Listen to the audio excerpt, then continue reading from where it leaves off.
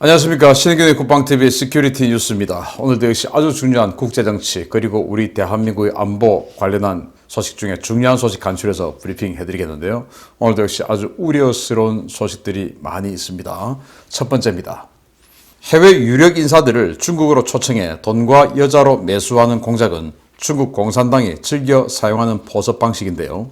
이번에 왕이 중국 공산당 외교부장이 주최한 연쇄 외교장관 회담도 그런 자리였지 않나 의심됩니다. 회담에 참석한 말레이시아 외교장관의 낯뜨거운 중국 찬양이 구설에 올랐습니다.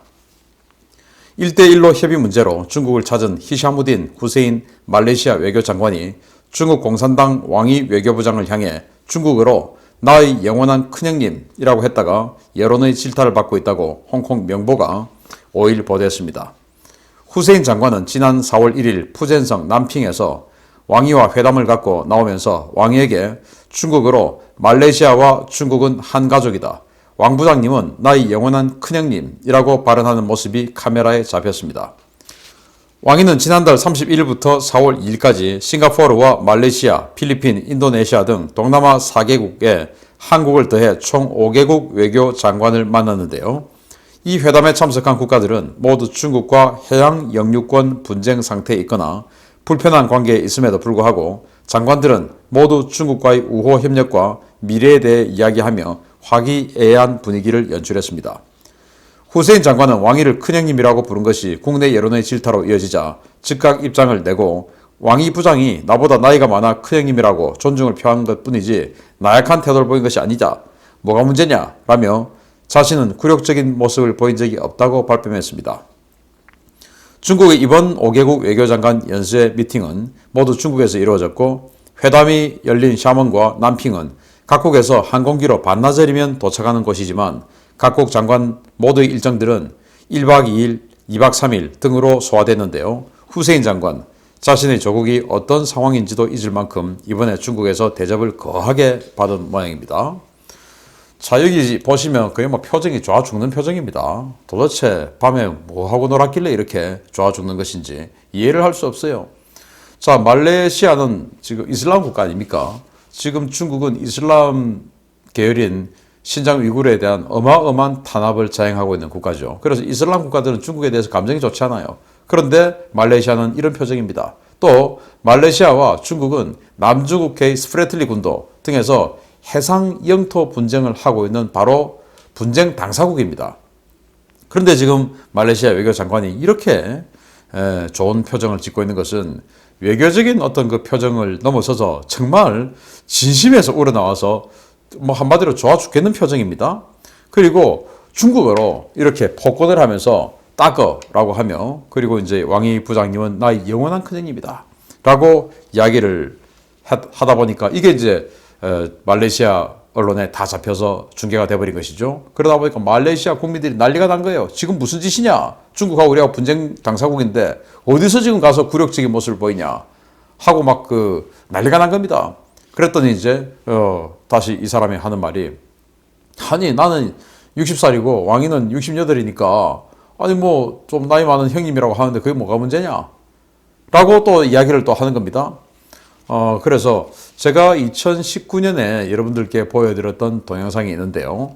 바로 크리스토프 볼딩 미국 교수죠. 이 사람이 볼브라이트 대학교 교수인데 중국의 교환 교수로 가 있었습니다. 그런데 이제 중국에서는 조금 성장할 사람, 지금은 뭐 이만큼 돼 있는 이 포지션이 이만큼 돼 있지만 이 포텐셜이 앞으로 계속 이제 커갈 사람 이런 거 다 덧보고 미리 이제 포섭을 해나가는 작업을 하는 것이죠. 그래서 이 크리스토프 폴딩 교수에게도 정말 뭐 호텔에 뭐 세미나 한다고 돈 준다고 이제 많이 뭐 깜짝 놀랄 만큼 많이 주니까 이제 갔더니 호텔 문을 열고 정말 아름다운 여성이 들어오고 막 육탄 공세를 펼치더라 이겁니다. 그래서 이제 이 사람이 나중에 돌아와서 이거 안 넘어갈 사람이 어딨냐. 그래 나 같은 병아리에게도 이런데 좀 괜찮은 학자, 언론인, 정치인 중국에 가서 몇 박 며칠 하고 왔다 그러면 전부 의심해야 된다. 중국 공산당이 가만뒀을 리 없다. 이렇게 폭로한 적이 있죠. 제가 그걸 이제 올려드렸던 적이 있는데. 그래서 뭐, 저번에 미국 대선에서도, 지금 대통령 아들이, 그 성관계 비디오가 지금 중국이 가지고 있다. 뭐 이제 이런 이야기도 나왔고 주장도 나왔고 하죠. 폭로가. 그래서 아마 다 가지고 있을 수 있다. 라고 생각이 되는데 아무튼 뭐 굉장히 좋은 즐거운 1박 2일을 보냈나 봅니다. 이 정도 표정이 나오는 거 보니까. 그런데 여하튼 이 회담 장소와 싱가포르, 필리핀, 말레이시아, 대한민국 모두가 3시간에서 4시간이면 다 갈 수 있는 그런 장소인데 더군다나 우리 정의용 장관은 전용기로 갔죠. 그럼에도 불구하고 전부 1박 2일에서 2박 3일씩 했다라는 그런 이상한 소식을 한번 전해드립니다. 두 번째입니다. 미국과 일본은 거론도 하지 않은 북미 협상 조기 재개 거짓말로 논란을 빚은 서훈 국가안보실장이 미국에 다녀온 직후 북한 문제는 중국과 협의해야 한다라는 주장을 들고 나와 미국의 뒤통수를 또 한 번 거하게 때렸습니다. 한미일 안보실장 회의에 참석했던 서훈 국가안보실장이 4월 5일 인천공항을 통해 귀국했습니다. 미국을 만나고 돌아온 직후 그의 입에서 중국이 나왔습니다. 그는 미국 측이 구상했던 대북 정책의 골격에 대한 설명이 있었고 구체적인 내용에 대해 대단히 깊이 있고 생산적인 토론을 가졌다라면서 대북 제재도 비핵화 협상의 진전과 발맞추어 적절하게 검토되어야 한다는 협의가 있었다라는 비핵화 이전에는 제재 완화란 있을 수 없다라는 미국 측 입장과 전혀 상반된 주장을 내놓았습니다. 그는 제재 완화에 대한 미중 간의 이견, 한미 간의 엇박자에 대한 우려가 있다는 질의에 대해서는 그렇게 생각하지 않는다라며 중국이 한반도 문제에 기여하겠다는 의지가 있고 여건도 갖춰져 있기 때문에 중국과 협의하는 것이 마땅하다라는 황당한 주장을 꺼냈습니다. 미국과 EU 국가들은 이달 초부터 유엔에서 중국이 대북 제재를 위반하고 있고 대부분의 제재 회피가 중국의 영해, 중국 관할 지역에서 이루어지고 있다라며 중국을 비난하고 있는 와중에 대북 제재 완화와 해제 관련해 미국이 아닌 중국과 협의하겠다는 주장을 꺼내던 것입니다. 서훈 실장의 이 같은 주장은 한미일 안보실장 회의가 열리던 바로 그 시점에 중국의 외교장관을 보낸 것에 이은 현 정권의 두 번째 미국 뒤통수 때리기인데요. 자신들이 무슨 짓을 해도 결국 뒷감당은 국민이 하는 것이니 괜찮다는 것인지 이 정권의 무모한 외교에 대한 우려가 갈수록 커지고 있습니다. 아니 지금 미국 안보실장 만나고 왔지 않습니까? 그러면은 미국과 안보실장과 이러이러한 대화를 했다. 그리고 앞으로 이렇게 전개될 것이다. 이 답을 해야지. 왜 거기서 중국 이야기를 합니까? 제재 해제에 관해서는 중국과 앞으로 협의해 나가겠다라는 이야기를 한 조금 정신이 조금 오락가락하는 것인지 아니면 그냥 뼛속 깊이 친중 사대가 자리 잡고 있어서 뭐 그냥 아무 때고 그냥 뭐 중국이 나오는 것인지 그건 알 수 없습니다만은 아무튼 그런 소리를 했어요. 그러면서 제가 봤을 때는 거짓말이다 생각되는 그런 이야기를 하고 있죠. 뭐냐? 제재 완화에 관해서 미중 간의 이견, 한미 간 엇박자 있죠. 그런데 중국이 한반도 문제에 기여하겠다는 의지가 있다. 중국이 무슨 한반도 문제에 기여하겠다는 의지가 있죠? 북한을 계속 뒤에서 밀어주고 있지 않습니까? 그런 중국과 협의하겠다. 그리고 또 북한에 대한 대북 제재도 비핵화 협상 진전에 맞추어서 탄력적으로 해나가자라는 협의가 있었다는 겁니다. 미국은 단 한마디도, 일본도 단 한마디도 그런 소리 안 했어요. 그냥 제재를 하고 북한이 비핵화에 진전이 있으면 협상에 나서주겠다라고 했는데 지금 전혀 다른 이야기를 하고 있다는 것은 거짓말을 하고 있는 것이 아닌가라는 의심이 들어요.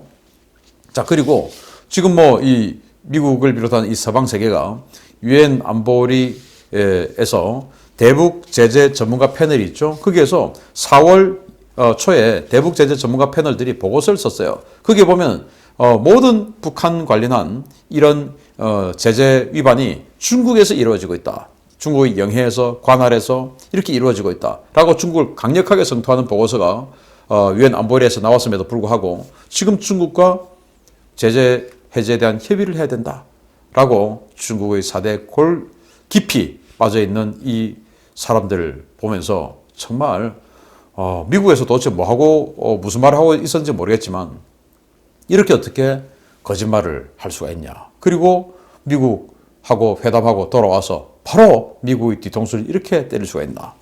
그래서 제가 입만 열면 거짓말, 돌아서면 뒤통수. 이게 사회주의 좌파들의 정말 종족 특성이 아닌가라는 생각을 하는 것입니다. 우리 자유민주주의 우파들은 거짓말, 뒤통수 이런 걸 치욕스럽게 생각하죠. 그래서 인정도 빨리 하고 혹시 잘못한 거 있으면 인정도 빨리 하고 또 부끄러워할 줄 압니다. 그런데 여기는 거짓말과 뒤통수 치는 게 잘못됐다고 생각 안 하기 때문에 좌파 사회주의자들은 그걸 부끄럽지 않게 생각하니까 마구마구 하는 겁니다. 부끄러운지도 몰라요. 왜? 그냥 피가 그러니까. 좌파 사회주의자들. 입만 열면 거짓말, 돌아서면 뒤통수, 입거 돌 뒤. 다시 한번 기억해야 됩니다. 세 번째입니다. 이 정권이 이토록 중국의 하트를 날리는 사이 중국은 서해에 스텔스 전투기를 실전 모드로 띄워놓고 한국에 대한 군사 위협을 하고 있었습니다. 중국이 제-20 전투기를 실전 모드로 띄워 항미 원조전쟁 참전 용사를 기리는 쇼를 했다는 소식입니다. 중국 공군의 최신의 스텔스 전투기 제-20이 한중 외교장관 회담이 있었던 바로 다음 날 서해에서 실전 모드로 작전에 투입됐다고 중국 관영 황구15의 대외 선전용 영문 매체인 글로벌 타임즈가 4월 5일 보도했습니다. 중국은 지난 5일 국영 CCTV 방송을 통해 동부 전구의 최정예 전투기 부대 왕하이 부대 소속의 제-20 전투기가 항미 원조 전쟁에 나선 중국 영웅 조종사들에게 경의를 표하는 초계 비행을 실시했다며 관련 영상을 공개한 바 있습니다. 왕하이 부대는 유사시 한반도 지역을 담당하는 제9항공여단을 지칭하는 별칭인데요. 이 부대는 안휘성 우후시 인근의 우후 공군기지에 주둔하며 지난 2019년부터 제-20을 운영해온 중국 공군 최정예 전투부대입니다. 중국이 이번에 공개한 제-20에는 스텔스 전투기가 평시에 주변 항공기들이 자신을 볼 수 있도록 하는 레이더 리플렉터가 장착되지 않은 상태, 즉 실전 모드였는데요. 중국은 이 실전 모드의 제-20 전투기를 우리 서해와 남해 공역에 투입하고 항미 원조전쟁의 공중 총검 전투 정신을 계승하겠다고 선언했습니다. 중국은 우리나라의 북진 통일을 막고 한반도에서 일어난 전화의 참사를 3년 가까이 끌게 만든 이른바 항미 원조전쟁 참전국이자 교전 당사국으로 우리에게는 명백한 적국이고 3년간의 전쟁 당시의 원수였죠. 이 적국이 이렇게 우리를 위협하는 무력 시위를 하는 동안에도 한반도 문제를 중국과 협의하겠다는 정권, 도대체 정신이 있는 것인지 모르겠습니다. 제-20 전투기, 중국이 스텔스 전투기 만든 거죠. 그런데 안휘성, 그러니까 우리 제주도 남쪽 그 서쪽에 있죠. 그 안휘성에 있는 이 전투비행대에서 출격해가지고 서해를 전투비행을 하면서 이 항미 원조전쟁, 즉 6.25 전쟁에서 미국을 물리친, 조선을 도와서 미국을 물리친 그 전쟁에서의 자신들 선배 조종사들의 그 총검 전투 정신을 계승해서 미국과 대항하겠다라고 하는 퍼포먼스를 한 겁니다. 우리가 미국과 회담을 하고 돌아온 바로 그 직후에, 그리고 우리 외교장관이 샤먼에서 중국 외교부장과 회담을 하고 온 바로 그 다음 날에 이런 짓거리들을 한 겁니다. 그건 이제 한국은 우리 편이야 라고 하는 것이죠. 그런데 놀라운 것이 지금 뭐 중국 관영 매체도 그렇게 이야기를 했습니다만은 레이더 리플렉터라는 걸 달지 않았어요. 레이더 리플렉터는 뭐냐면은 이 제-20의 그 아래, 동체 아래를 한번 보겠습니다. 바로 이겁니다. 이게 뭔가 볼록 튀어나온 것이 보이죠? 이 볼록 튀어나온 거. 이게 레이더 리플렉터예요. 왜냐하면은 스텔스 전투기니까 평소에 다른 전투기나 항공기에게 레이더의 발각이 탐지가 안 되면 사고가 날 수 있지 않습니까? 또 스텔스 전투기니까 자기의 평소의 레이더 반사 면적이 얼마나 되는지 적에게 들키지 않아야 되죠. 그래서 이 레이더 리플렉터라는 걸 달고 다녀요. 이걸 달고 다니면 상대의 레이더에게 보이기도 하고 자신의 진정한 레이더 반사 면적이 얼마나 되는지 감출 수도 있고, 그런 여러 가지 차원에서 항상 이걸 달고 다닙니다. 훈련할 때도 달고 다녀요. 미국의 F-22 우리나라에 왔을 때도 리플렉터 다 달고 있었습니다. 그런데 이번에 비행한 사진을 보면 놀랍게도 리플렉터를 뗐습니다. 없습니다. 이 말은 전투 비행 모드를 했다 이겁니다. 그들의 의지가 진짜 한판 붙는다 라는 의지를 보여준 것이다 라고 글로벌 타임즈 황구15의 영문 매체죠. 거기서 보도를 했는데 정말 레이더 리플렉터를 뗐습니다. 저는 스텔스 전투기가 이렇게 레이더 리플렉터를 떼고 언론에 공개한 것은 처음 봤습니다. 그 말은 자신들이 미국과 한판 붙어 보겠다라는 이 의지가 있다. 그런데 바로 우리 대한민국 인접한 서해에서 이 짓을 했다라고 하는 것은 한국은 내가 이래도 가만히 있어. 왜? 우리 편이니까. 그래서 북조선에 있는 빨갱이 그리고 대한민국에 있는 좌파들, 사회주의 좌파들, 뭐 제가 뭐 빨이라고 하고 싶지만 참습니다. 여하튼 그들과 다 힘을 모아서 이 공산 사회주의 붉은 무리들 전부 합해서 미국에게 대항하고 한국을 우리 편으로 끌어당겨서 사회주의화 시키자라는 의지를 보여준 것인데, 이런 의지를 보여줄 때 우리 대한민국 국방부는 과연 레이더를 비추어서 이 스텔스 전투기를 탐지를 했는지, 이 사실이나 알고 있었는지, 또 이런 우리 인접한 곳에서 전투비행 모드를 스텔스를 가지고 전투비행 모드를 한 것에 대해서 우려를 표명하는 성명이나 발표할 의지는 있는지 정말 우려스럽습니다. 입거 돌뒤, 사회주의 좌파들은 입만 열면 거짓말, 돌아서면 뒤통수 치죠. 마치겠습니다. 감사합니다.